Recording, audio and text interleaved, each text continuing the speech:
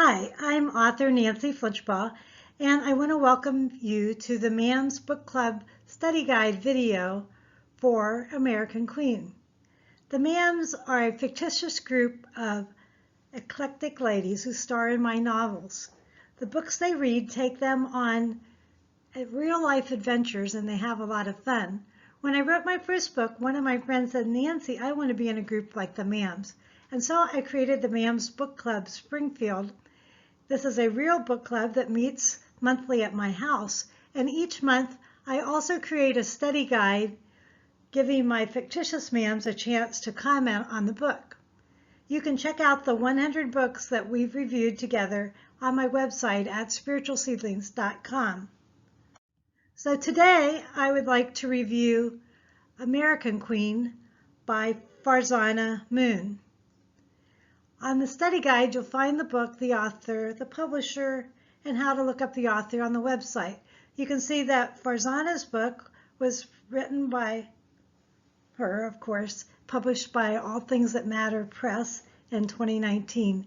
And you can find out more about Farzana on her blogspot, farzanamoon.blogspot.com.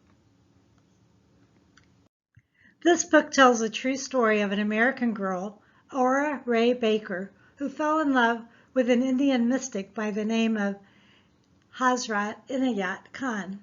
They were married in London and settled in Paris.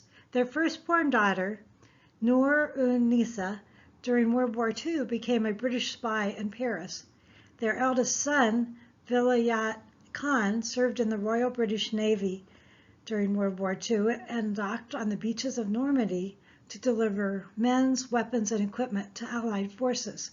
Aura Ray Baker's memories are still alive at Fazal Manzil, once her home and now a Sufi retreat in a suburb of Paris where she lived and died. So, I, Nancy Flinchbaugh, want to tell you what I thought about the book.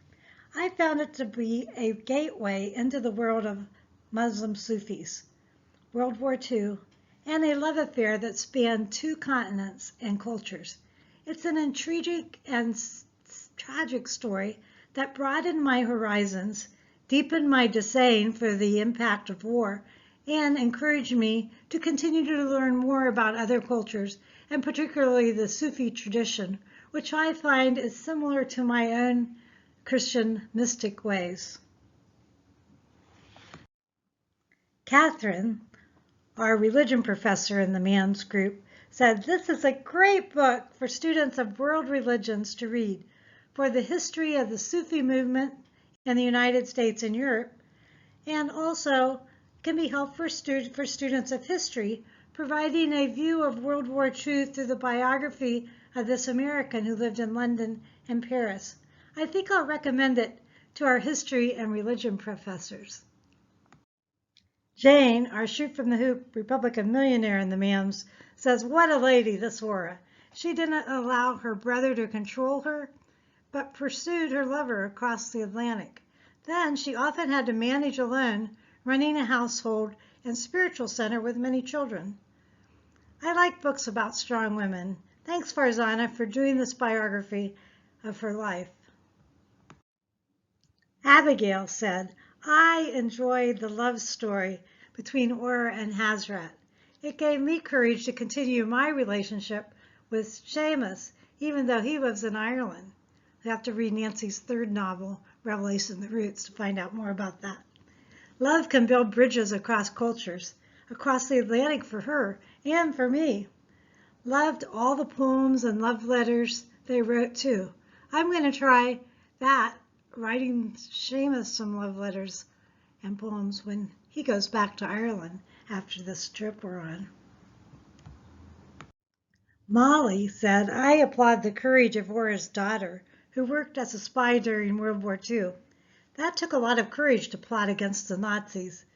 It must have been very hard for Aura to wait at home while her daughter put herself in danger and faced the consequences.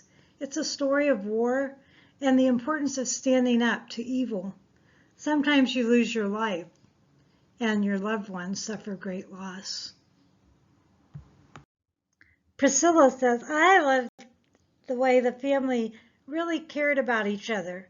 The parents created a very nurturing family home for everyone, much like Christians do. The father traveled a lot, which I guess is also true for many American military families when somebody's being deployed. Well, of course, I look into the model parents in this story who showered their children with love. Hazrat's work did take him away quite a lot, and he passed away much too early, but I thought he made the most of the time when he was home with his family. And I also think that Ora gave her children much love and a good start in life. If only all families were so nurturing. So, in addition to hearing what I and the MAMs think about the book, you can also find discussion questions on the MAMs Book Club discussion guide. So in this case, some of the questions are, what do you know about the Sufi tradition before you read the book, and what did you learn during the book? How did World War II impact Ora and her family? Do you know of people who lived through World War II, and what stories do they tell? On my website at spiritualseedlings.com, you can find this study guide in a PDF form. It's number 100, the 100th book that the MAMs and I have reviewed. Just look on the left side for MAMs Book Club and scroll down to 100. This has been a MAMs Book Club study guide with Nancy Flinchbaugh. Find more study guides and information about my writing at spiritualseedlings.com. Thanks for tuning in.